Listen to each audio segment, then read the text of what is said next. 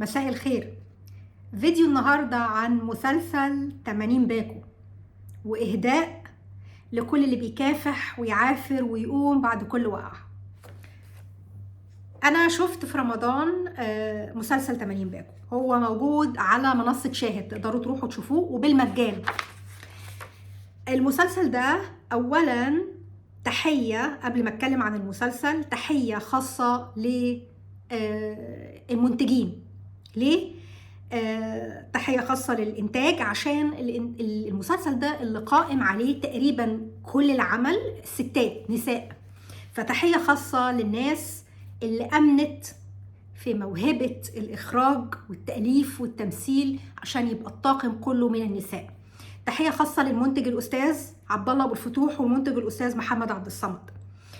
التأليف كان من غادة عبد العال، والإخراج كان من كوثر يونس. الأبطال هدى المفتي وانتصار ورحمة أحمد ودنيا سامي.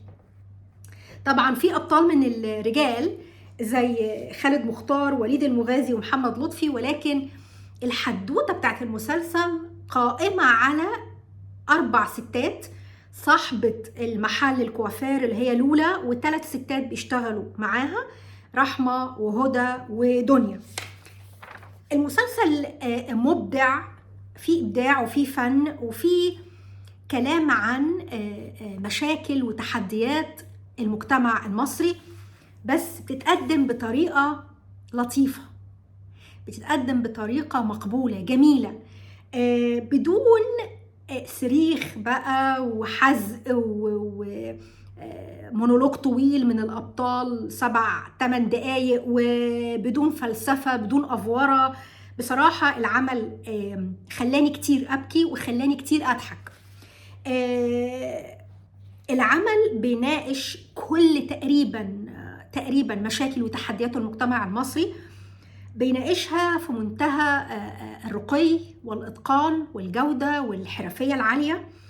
المشاكل اللي اتعرضت من خلال الأبطال لولا وهدى المفتي وانتصار ورحمة ودنيا، كلها بتتمحور حوالين الطبقات المهمشة في المجتمع: الفقر، النصب، غطاء الرأس والهوس الديني. عندك حاجة زي ضرب الزوجات، التفكك الأسري، المخدرات، التعنيف الأسري، التنمر والسخرية على البنات اللي بشرتهم سمراء. بعض المشاهد هتشوفوها في المسلسل ده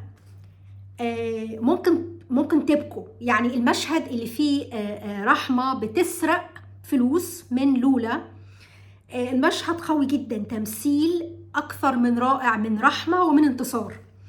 المشهد التاني اللي ممكن برضو يخليكوا تبكوا، مشهد حساس جدا، ورحمة بتحكي عن جوزها المدمن اللي بيضربها، فمشهد قوي جدا ورائع، وكمان يعني مدمن وبيضربها وبياخد فلوسها. المشهد كمان الرائع اللي فيه دنيا سامي بتحكي لأهلها اللي جم من الصعيد متضايقين بقى، ويعني في مشكلة هتحصل كبيرة عشان هي قلعت غطاء الرأس أو الحجاب. فبتقول لهم: طيب مفيش حد فيكم كان عارف عني حاجة؟ بشتغل، باكل، بشرب، عايشة فين؟ أنا بشتغل ومتحملة وشايلة مسؤولية نفسي، ده أنا حتى بدفع الإيجار بالعافية للحق اللي أنا ساكنة فيه، ده حتى يا جدي لمبة الحمام محروقة وأنا خايفة أجيب حد يغيرها عشان ما يعرفوش إن أنا عايشة لوحدي. مشهد رائع بتمثل فيه دنيا الطبقات المهمشة المطحونة في الشغل ليل ونهار، وخوف أهلها عليها بس لمجرد إنها قلعت الحجاب، بس هم ما بيسألوش بتاكل بتشرب منين، عايشة فين، محدش حتى بتقول لهم أنا عايزة بس حد يطبطب عليا. المشهد برضو الأبطال الرجالة لما بيروحوا يدوا كل فلوسهم للمأنتخ، الراجل النصاب الحرامي. وطبعا للأسف الأحداث دي حصلت كتير قوي قبل رمضان وخلال رمضان، ناس كتير قوي بيتنصب عليها في منصات استثمار، واحنا سمعنا عن المستريح اللي ظهر في اماكن كتير بياخد فلوس الناس وبيخلع. المشكلة دي حكوها في المسلسل. مشهد رائع لما جوز رحمة بيشوف بدلة رقص في الدولاب، فبيروح يقلع الحزام ويبتدي يضربها ويقول لها ايه ده، فبتقول له دي حاجة انا مفصلاها وببيعها. لا، هاتي فلوسها، هاتي فلوسها. فهو كل همه انه ياخد فلوسها بس، وبيضربها.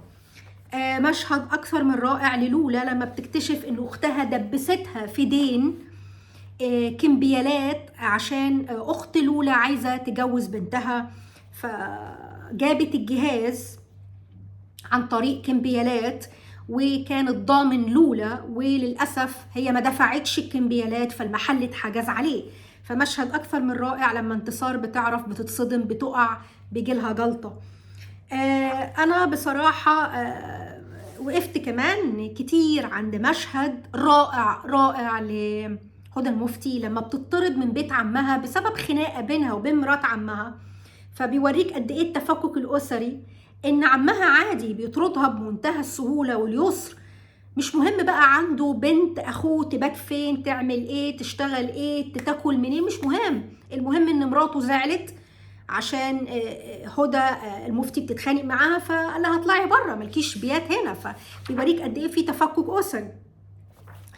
مشهد التنمر والسخريه من العروسه اللي بشرتها سمراء، وقد ايه العروسه دي عندها تروما وصدمه والم، انها بتطلب من الكوافيره بتاعتها تحط لها مكياج كتير، درجات كتير افتح من لونها الطبيعي، مرة واثنين وثلاثة، وتحط عدسات ملونة عشان حماتها متضايقة ان هي سمرة.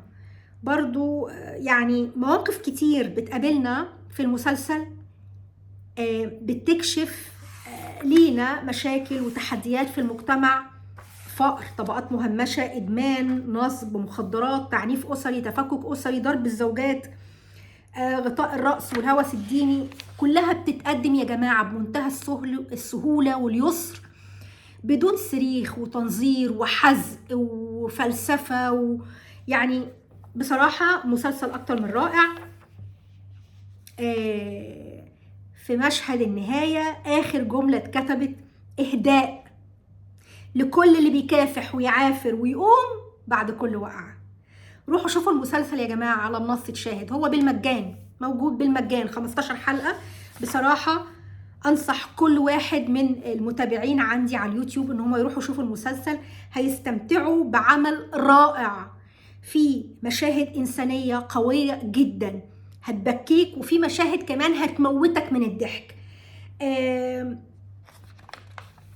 بصراحة عمل أكثر من رائع، برافو جدا للتأليف والإخراج، غادة عبد العال وكوثر يونس وطاقم الكاست كله بتاع التمثيل، هدى المفتي، انتصار، رحمة، ودنيا سامي. برافو عليكم، برافو عليكم، المسلسل أكثر من رائع.